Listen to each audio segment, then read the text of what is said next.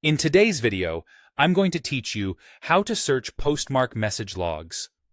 We'll cover two straightforward ways to find the messages and events you care about: the Postmark dashboard and the Postmark API. Let's start in the dashboard. After you sign in, pick the server you want to inspect so you're looking at the right environment. Open the activity view, which is the message list for your default stream. At the top, you'll see a search bar and filters.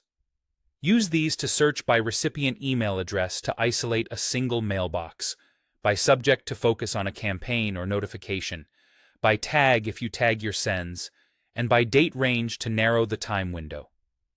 You can combine filters to be as precise as you need. As you apply them, Postmark shows every related event for the matching messages: sent, delivered, opened, clicked, and bounced, so you can see the full timeline at a glance. If someone reports they didn't receive an email, start by searching for their address within your retention period. You'll immediately see whether it was sent, whether it bounced and why, or if it was delivered and later opened or clicked.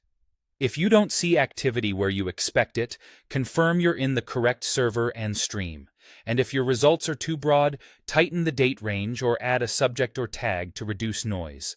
Remember that your account's retention window limits how far back you can search, and the timestamps reflect your selected time zone in the UI. Now, let's look at the API. The Messages API lets you retrieve the same logs programmatically. You'll make a GET request to the outbound messages endpoint and pass filters as query parameters.